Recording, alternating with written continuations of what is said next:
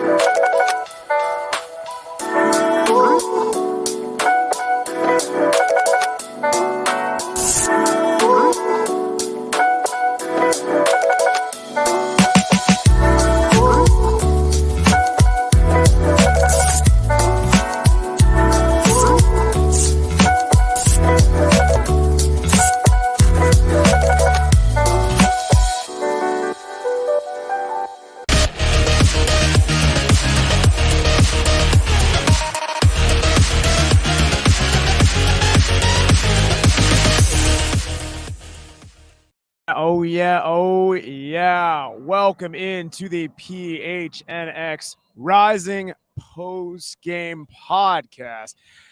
There's a lot to take in, folks. We just witnessed a 1-1 draw with Phoenix Rising taking a point with Monterey Bay. I am Max Simpson, and I'm joined by a man who...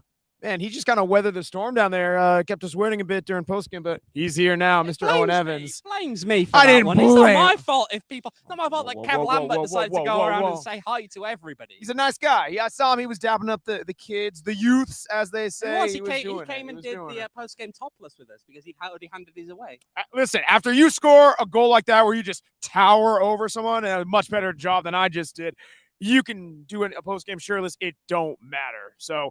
Love that. There was a lot of performances to take in. Rising did somewhat hold Monterey at bay. There you go. For those of you at home who like that pun, Owen does not like that. Move on, Max. Let's get into it. We got the numbers for He's getting tutted by the press box here. Let's get into the numbers. By the numbers, like we said, 1-1. I will say, though, there's one slight update here. Sorry. Yes. It comes in because the expected goals changed. Right on that final very shot. Yeah, Rising actually did win the expected goals battle. Sorry, it was 1.03. Okay. Thank you. Just going to say that. Appreciate that. Yes, so good update with the expected goals. Possession 60-40. I mean, especially in the first half, we saw Rising just absolutely dominating. There was a stretch where I feel Monterey didn't even really string together a couple of passes for a good solid 10-15 minutes in a row. All Rising the first half, evened out a bit in the second. Shot disparity, this is the big one. 10, right? And this also probably is a bit of an update as well. Yep. Again, we were scrambling a bit off of the last shots. I'm going to guess it's probably 11-5 Rising Max, now. it's right in front of you. Oh, goodness. Thank you very much. 12-5 Rising. Okay, there's 2 in the last with 1 shot on target for Rising out of those 12. 1 shot on target off of those 12. Monterey still holds pat with 3 shots on target, 5 total. It's one of those things where this game rewards people who can finish clinically. Rising had a couple chances, really tough couple chances in this match. That was it. It was, I think the last one even as well. Just the way that, and I was right by at that point. I was right by the goalpost, right, that it goes past. And you're just looking at it and thinking, you can tell off his foot it's going wide. But it's got just enough time in there. You're like, can it take a little nick? Yeah. Can maybe someone just get something in there? Can someone get something on it and just tap it in? No. It is literally the definition of, hey, I'm walking here, but it's people running to the ball. You're trying to get there at the same time and just like you're talking a split, like a second difference, and that's in the back of the net. Just a tough way to go out there. One off the post, off the woodwork very early on in the first half. Another one, Gallardo with a header just goes like half a foot over the crossbar. There were chances to be had, and yet the crazy thing is, as we said, you look at the first half, Rising, they didn't finish their chances, but they were the more dominant team. You think all you really need is 1 goal based on the fact that Monterey didn't really have any chances. And yet, go figure, off of this match, a corner kick, late in this match, like 61st minute, Monterey Bay gets a corner, foul in the box. We get a PK, and that's how we open the scoring. What did you think about the call, Mr. Ref, sir? No, it's a foul.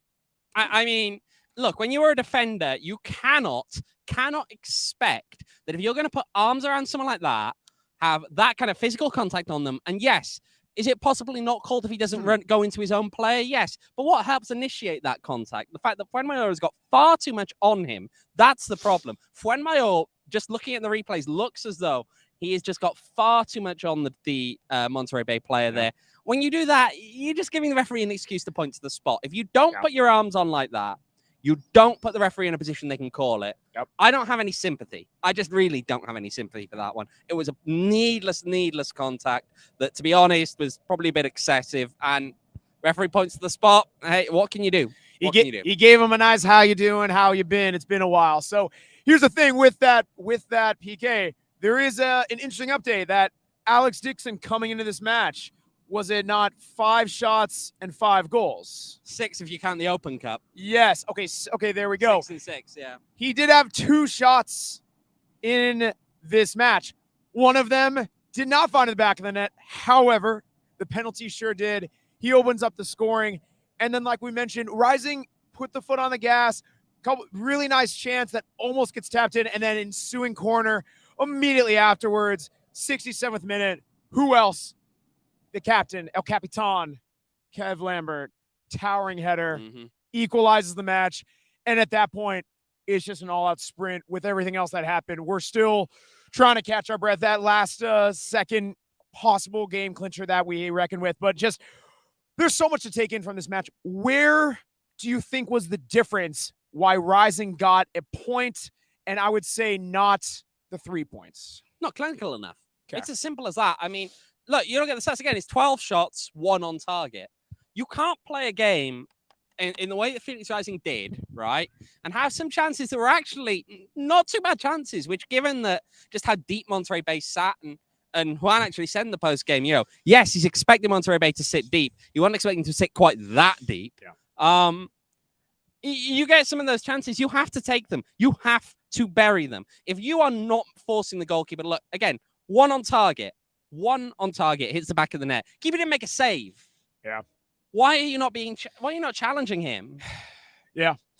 I mean, that's the thing. There was a bit more challenges in, especially the first one. Like I said, there's one off the woodwork. There are those chances. But even so, once that one off the woodwork didn't go in, you think, okay, maybe there's going to be more and there's going to be more foot on the gas. It just wasn't there. Now, here's the thing, as we hear the planes going on ahead, nice, lovely background noise for us. But as we discussed, this is going to be a chess match with Monterey Bay, and how in their match against New Mexico, out of their 4 goals, 3 of them, the first 3, there was a total of 6 passes. I think amongst those 3 goals, it is very direct. It is highway route, Autobahn. You are putting the foot on the gas. And that was the worry of Rising has done well in their recent matches when they are pushing up the field. Their back line is essentially no further back than midfield. Even Rocco was up in these matches. And yet, how do you counter that when you typically have to stay back against a team that countered? And what we saw, the way that they did that both offensively and defensively, was they had 8 guys in the middle, and the only guys who are even really giving 10 plus yards of separation, and they were hugging the sideline, were the 2 outside backs, Uzo and Gabby Torres.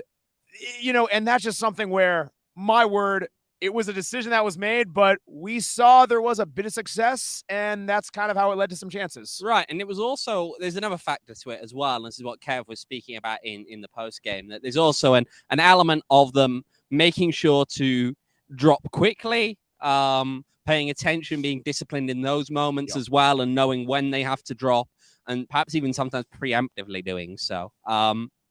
So there were a variety of things. You are right. They were clogging up the middle a lot more than they normally would.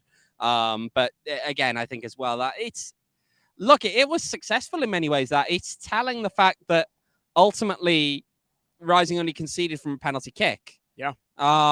It didn't really look. I know there were a few shots on target, but I wouldn't have said overall that Rising were threatened that much in that game. And that's why it's disappointing. That's why it's disappointing to come away with this kind of result, because Phoenix Rising did threaten in the Monterey Bay penalty area in a way that Monterey Bay didn't really do. The only difference is when Phoenix Rising were getting in there, they were maybe threatening in the penalty area, but they weren't threatening the goal. It's another match where, again, Rising more dominant team in possession, in aerial duels, seemingly, and really just the control of the match. And it's funny because we say there was one off the woodwork. There was a couple, the last second, this could be the go-ahead goal. Listen, we're talking completely different. Our mood is completely different.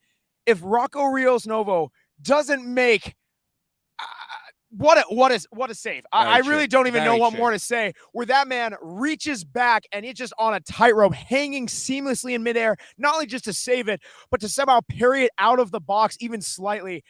I do not know how he did that. He went straight on Matrix or whatever superhero movie you want to reference. He saved that match, and that's the game right there. It is. And it comes down to that. I mean, look, Rising has always had some very good goalkeepers here, and I think Rocco maybe built a little bit different to some of the others. Built different. Mostly because he's short. Okay, for a goalkeeper, he's short. Physically, metaphorically. But very good with his feet. Yeah. And as you see, in big moments, he can step up, as he did today. Something that we've seen Phoenix Rising goalkeepers do for years. And yeah, I mean, BJ in the chat saying save of the week candidate. I think. I don't think it was a candidate. What's going to beat that? This league. Never say that. Never say that. We'll get onto the rest of this league later, I'm sure. Oh my word. Well, I think that is a fantastic leading candidate for save of the week for the USL. We were asking in the chat as we were waiting for someone to get on this post game. It's not my fault. I would never. I came back up here setting up. He's busy typing away in the YouTube chat. I'm sorry. I'm engaging our fans. No, we do not blame Owen. He's doing the good work. No, but I was asking who are some of the candidates for man of the match, and we were talking. This kind of swung multiple times for us. You have Rocco Rios Novo with that save. Kevon Lambert with the goal is also an easy one. But I think I heard this from the South End. I heard this on Twitter. I heard this from everyone, and it's a man who consistently gets better and better every match. It's Uzo, man. It's got to be Uzo. He is our player of the game. 3 chances created off of 5 crosses. It's one of those things where he had a lot of dribbles, and he wasn't winning everyone. He got beat sometimes, for sure. But when he put those balls in, it led to that one off the woodwork. It led to that one that was just over the crossbar. And it was something that he's a guy who every single time he is in that corner and he is going at someone, you feel he's going to burn him with his speed. And he's an exciting player to watch. I'm happy he's on our team. He really is. Yeah. He's a guy who I think it's, and we said this so many times, right? It's the pace, the physicality, the technical skills. You look at the crosses he was knocking in the first half. Mm-hmm. You look at the opportunities that created. And I think, look, in Uzo, you've got someone that just genuinely is really, really dangerous in this system that Juan has created as Max here, just bringing the thing across. Man, I thought it was going to be a lot more subtle. Producer Sean was going to have the graphic a little bit longer. But yeah, he's a guy who just contributes so much to this team, works so well in this system that I'm personally very happy to see him. Now, I'll say, let's stick on that fullback kind of thing here. We did have a little bit of an update on Gabby Torres. Early days, Swan wasn't really ready to commit to quite what it was, but it was maybe a little MCL kind of thing going on there. Yeah. He's hopeful it's not too bad. They're going to have to evaluate. Beyond that as well, I guess the other injury update that I'll give is Emil Cuello. A little bit of tightness in the groin, a little bit of a tweak maybe. They left him out as a precaution. The hope is that now they've got a week to get him back to full fitness before that kind of chaotic week of 3 games in 8 days. So that's the plan, is to try and make sure that he gets back, he gets fit as soon as possible. Same with Varela. They wanted to make sure he's ready. They're not pushing them faster than they have to. However, I will say this is one that always comes up when people ask when he's not in the 18. Darnell King. By the sound of things, it's performance related, and it's not a slight on him in so much as Juan will say he's out there hustling every day at training. He's giving it his all. He just needs to keep that up and he'll get his chance, but it's not injury related. It's at this point a choice not to have him in the 18, which is interesting because then, I mean, I'm intrigued what the chat thinks here. I know that people have views on, I guess, particularly Babukar Jai probably is one of the defenders, is it? That's on the bench. Although he plays in some other positions as well. I don't know, chat. What do we think? Do we think that Darnell King should be in the 18 or not? Let us know. And I think it's like this could be really good fodder for Tuesday's show and continued discussion. But I'm curious to see what the chat thinks. It's an interesting one, right? I mean, you even see the guys who came off the bench. You see that. I think it's really interesting because we've seen, right, Uzo, we're saying on one side, Gabby Torres on the other. And yet, even when the replacements come in, I really didn't see a drop-off. That everyone, all the outside backs were whipping and crosses. They were utilizing their pace. And it's just something where I haven't seen this type of depth of position in a while. Now, granted, it's one match. Haven't really had to see this type of depth being used, but it's really telling that we saw multiple guys in there who were burning their counterparts for Monterey Bay. And it's just, you love to see that rotation. Yeah. Man, well, so much to talk about. I am literally trying to not lose my voice because it has been a heck of a stretch for us today. Yesterday, everything going on. One thing I'm going to do to help rehydrate myself is to go to Circle K and grab a nice, cold, refreshing Polar Pop. They got all kinds of things, as you guys know. They got Polar Pops, iced coffee, beer specials, Red Bull, Monster, energy drinks, all that jazz. Get yourself some today. Proud partner of Phoenix Rising. Saw my boy Mitchell out here in the season opener. All good people. And make sure you're not missing out on all this great stuff. Head to CircleK.com/store-locator. Again, CircleK.com/store-locator to find a Circle K near you and stock up. And while you're stocking up, grab a Four Peaks brew. I'm so excited to drink a cold one after this. I don't think that's going to help with my voice. When I get back home. I don't think that's going to help with my voice, but honestly, at this point, I need it. I don't need it. I think there's a couple of wows left in there. I hope there's a couple of wows in the fridge. I don't need it. I need it. But yes. You don't like. It's a great SpongeBob reference. The people love it. But yes, the best place to enjoy Four Peaks is at their 8th Street Pub. Also, get it in your fridge of choice. The best place to watch the NFL draft with your boys, with me. It is April 27th. It's right around the corner. It's at their 8th Street Pub. Register for free in the link in our show notes to be there. We got beer specials, Red Bull Lager, $3 pints, $5 pitchers, all that jazz. Make sure you are 21 years or older to enjoy responsibly, Mr. Owen Evans. I have a look in the chat first. Yes, let's have a look in the chat because we have had some people here. I'll start by just saying hi to Bob Bradley, the latest of the American coaches that people have found. So wait, we've had Greg Berhalter. Sign my son. We've had Greg Berhalter. No, it's all right, Bob. We've had Greg Berhalter. Jack. We have Jesse Marsh, and that is Bob Bradley. Bob, you might have changed your surname there. Interesting spelling. But also Devin's chat, you need a Polar Pop after we're not going to talk about it. I drank copious amounts of Polar Pops and Four Peaks. That was a tough one. We don't talk about that. Well, let's go back move actually on. And some of the chat's comments here on the thing. I did ask them to comment on it, so I'm going to go through some of the comments now. Who have we got here? Michael saying that he thinks Darnell's still a great leader. Scott and Jai, still fast, still can't finish. That's fair. What else we got? Michael saying that healthy, it should be Uzo and Gabby, can't take them out. That's fair. But I guess the question's more about the 18, I suppose. And would you have King on the bench? Yep. Kieran saying King has a newborn, not surprised if he's exhausted. That's also fair, little Malachi there. Devin saying Jai can run past anyone, but can't cross or does too much. I think that's also fair. And then BJ with a comment, Jai can't keep his excitement in control. That corner he took as a prime example. King has to accept a different role. I don't think he should be a 90 starter. More of a role towards the end of the match. It's a fair point. I think so. Because, again, as Michael pointed out, I think the form that Uzo's on, you can't drop Uzo. No. Gabby as well, the form that Gabby's on. Now he may be injured. There may be an opportunity arrives there. Yeah. But you can't drop Gabby if he's fit. I completely agree. You can't drop either. Both of those players deserve their spots in that team. Then you get into the question then of would you put him in at the back? And then you're talking about what? So when Mayor maybe you drop? But here's the tough thing is I'm not looking at this from a drop perspective. It's the way that both of those guys play. They are running so much logging, so many miles in so many minutes. I'm not saying you're going to drop them, but you have to find some sort of rotation of giving some other guys minutes.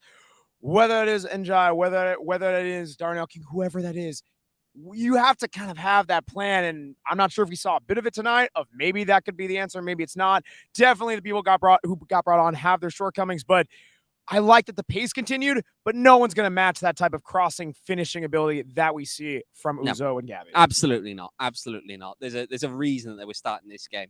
They completely deserve those starting spots. Well, I'm curious, how does this change from last week in the performance we saw today? Last week, it was a very much built up. Rising was completely dominant really throughout the match, and it was a bit more clinical, a bit more out inside the box. Today's match, a lot more of lumping in, a lot more of crosses, not as, I would say, adventurous, perhaps, as last week. There's good and bad to that, but where do you see the difference? Right, and I think that's partly because of just the team you're playing against. You're playing a team today that were willing to accept that you had all of the ball, pretty much. They were willing to do that. Now, admittedly, it was only about 60% in the end, actually, the possession figures, but you're against a team that were willing to sit back and let you knock it around. You were against a team that were, more importantly, I think, going to utterly demolish you if you tried to play a more open game. It forces you to adopt that kind of, okay, we're going to go side to side and we're going to try and wear you down kind of mentality. I think that's where part of the difference was with Birmingham Legion compared to this. Just the very nature of the opponent required you to treat it differently. It required you to consider a more patient approach. Because I think if Rising wasn't patient, I think if Rising did go a little bit more gung-ho at any point really in the game, barring maybe the last couple of minutes when I understood it a lot more, I think the Monterrey Bay would have made them pay. And look, it's kind of the difference here. I mean, you can say Birmingham Legion a better team probably than Monterrey Bay.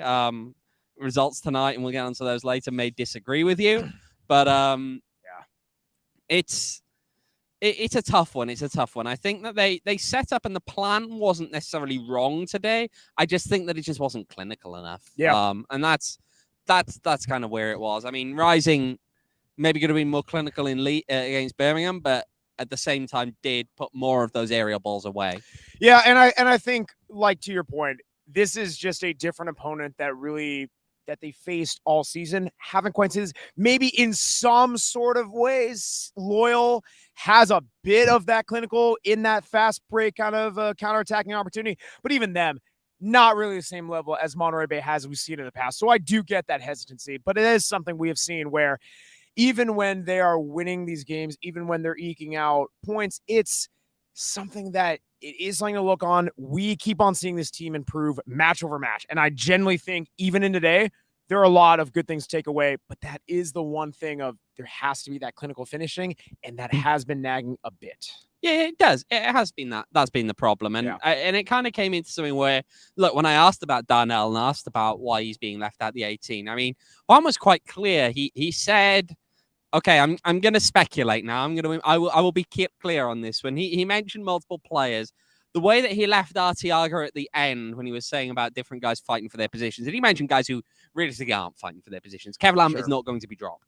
Okay? When he was naming players like that, you know they're not going to be dropped outside of fitness issues. Okay? But he left Arteaga at the end. Is it maybe a warning again to Arteaga? Look, you've got to really hit the ground running a bit more. You're a number 9. You've got to make sure that you're getting that attack running. And you've got to be that presence in there that you're going to put him away. I know that Michael will happily jump in our chat, I'm sure, and have his thoughts about Manuel Arteaga. But it's true, as a number 9, you have to be dangerous. You have to make the opponents worry about you. Is he doing enough, broadly speaking? Well, that's where the question is. Really. No, and it's honestly a fair question. Where even in the 2 goals that he scored in that brace, in the draw against Loyal, both the goals, right place, right time, positioning inside the box, very much near the 6.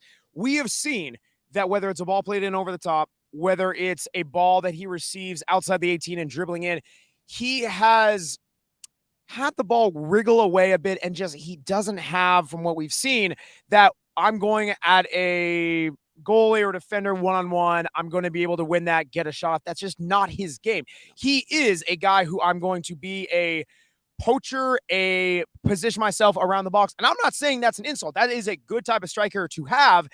It is just tough when he isn't making those other opportunities. And when a game like this, where you have to get some sort of clinicalness inside the box, and it was screaming out, and there were a couple opportunities for him, just didn't come together. Yeah. I'm curious your thoughts on Jackson Conway getting a bit longer of a run out, which we have been looking for.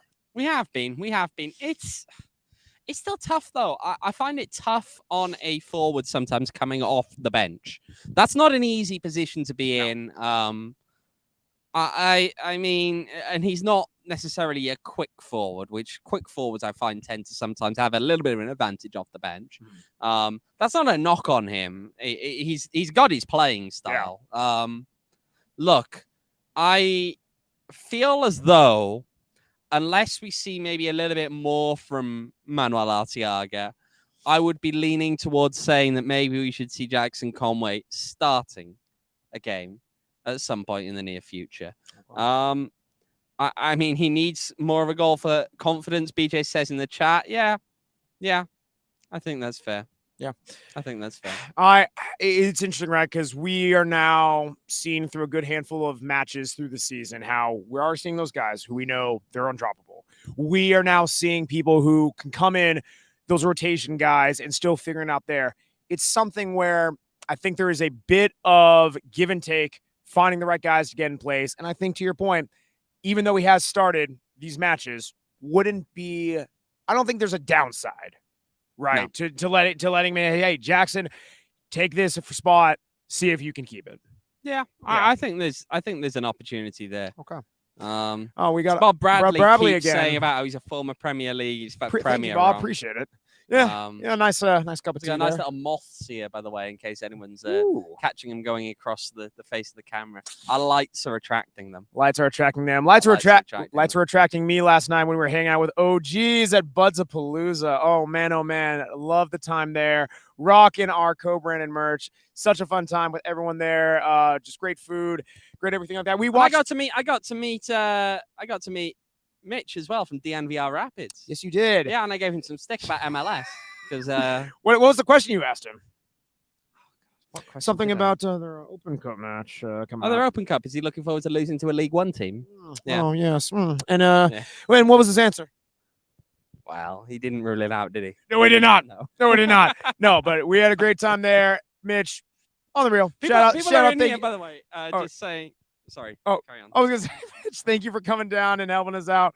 Good time there. We also watched Super Mario Brothers movie. Good time there. But thank you to our friends at OGs for hooking us up. A wonderful time at Buds-a-Palooza. And you guys know where to check them out. OGsbrands.com. Find a dispensary near you. Grab their stuff. You already know it's awesome. Yeah, I was getting distracted by the chat. Yes. I forgot you were in the middle of an act. It's okay. It happens. There's a lot of controversy here. Apparently, JJ didn't talk to Kevon Lambert after the game. I mean, okay. It was nice to see JJ back, though. Like, the good times when JJ was here. Those were good times to be around Phoenix Rising. Yeah. So shout out to Adrian in there. I got to take a picture with Owen tonight. Best part of the game. That's it. For anyone who doubted that people do actually sometimes ask me for pictures, there is your evidence. Yes, that's fair. That is now 2 league home matches in a row that you've got your picture taken. And one of the away games.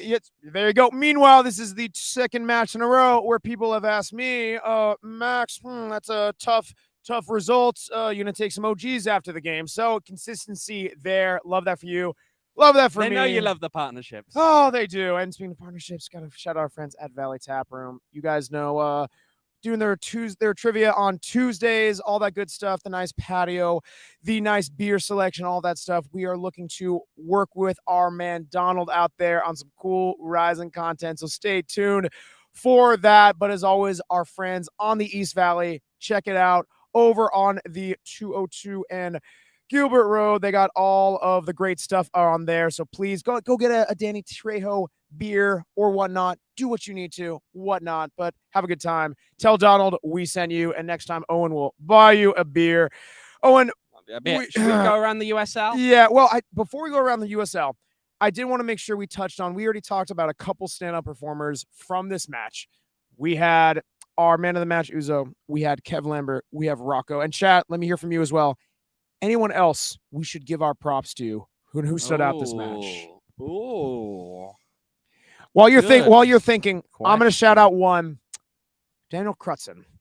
I liked his distribution. A lot of those balls, especially Uzo, were fair. Yes. I know where that. I know. And fair. A lot of those balls to Uzo, very much of like you're hitting a 40, 50-yard ball on a rope, and he landed a lot more than he missed. And granted, Uzo, he's got the speed, it helps him out, but very good there. Also good distribution to Gabby. I thought the back line had pretty solid distribution throughout. And then, I mean, again, it's one of those things where even where he isn't the man of the match, still had a solid game. I think, again, Carlos Harvey, a guy who just keeps the thing going. Those are my stand-up He's critical performers. to this team. He is. He really is. Well, actually, you know what? Kieran's actually got a very good point here. I give my shout out to the South End. That's fair. I'll do that. They were good. They were good tonight. I thought it was. This man knows how to play to a crowd. It was quite an atmosphere down there. There was the beer being chucked around, water being chucked around. Good time. Guys at the top. Friggin' Veda in a ski mask playing with some nice hand gestures to me. We'll put it that way. We'll leave it at that. But yes, shall we go around the USL? Should we go around the USL? Okay, time for some scores. See, I just went around right there. In the USL Championship. Loudoun United 3, Birmingham Legion 0. Ooh. FC Tulsa 1, Charleston Battery 2. Okay, that Charleston Battery result now evening out again, looking nice, looking not bad. Pittsburgh Riverhands 2, RGV 0. Ooh, okay. Miami FC 0, Detroit City 0. Louisville City 1, San Antonio 0. Was that a late one? Were we talking about? I didn't really follow that one. I know it was kind of happening. Yeah. Memphis 901 2, Las Vegas Lights 2. New Mexico United 1, San Diego Loyal 1. Oh, okay. Orange County 1, Indy 11 0. Ooh. Oakland Roots 1, Hartford Athletic 2.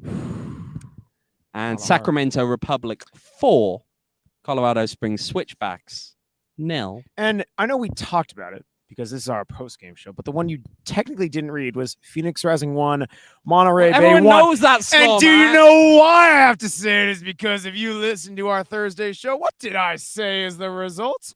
What did I say is the result? 1-0, to be fair. You're darn right I did. And that's why I put a nice bet on the BetMGM Sportsbook.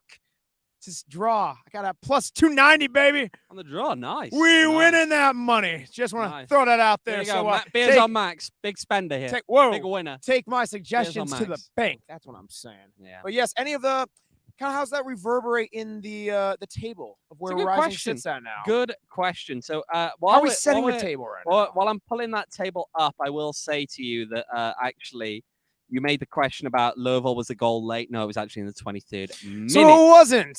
We were talking about it when it was in the late. So let's look in the West then. Sacramento Republic sit atop the table in the West. They are on 14 points from 6 games. That's 4 wins, 2 draws. They have yet to lose a match. Behind them, you have 2 teams on 11 points. In second, it's San Diego Loyal. In third, it's San Antonio FC.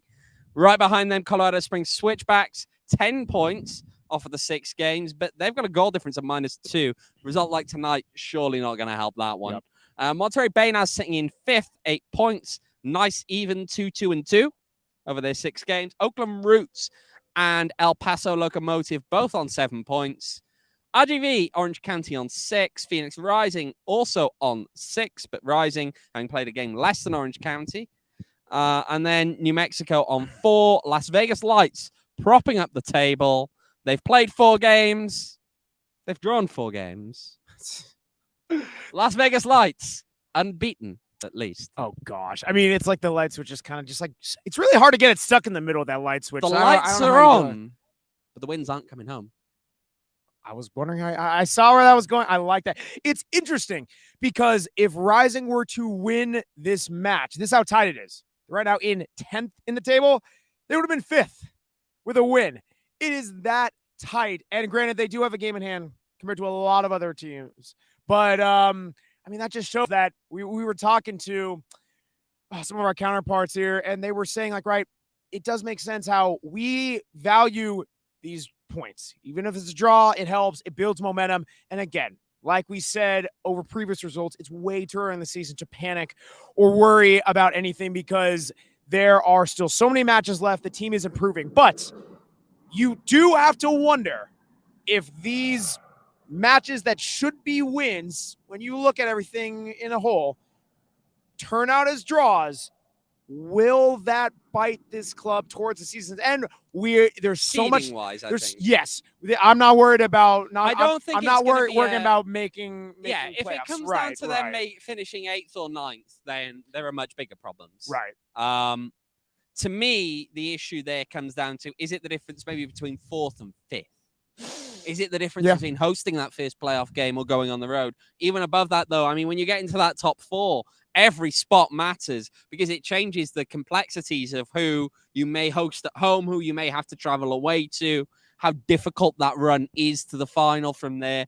Those points are pretty critical. But look, it's... I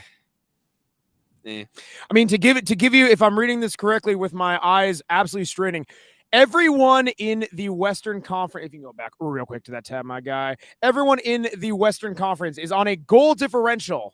The best is 3 goals in 3rd place. The only 2 that are above that are San Diego Low with a goal differential of 4 and Sac Republic with a goal differential of 11.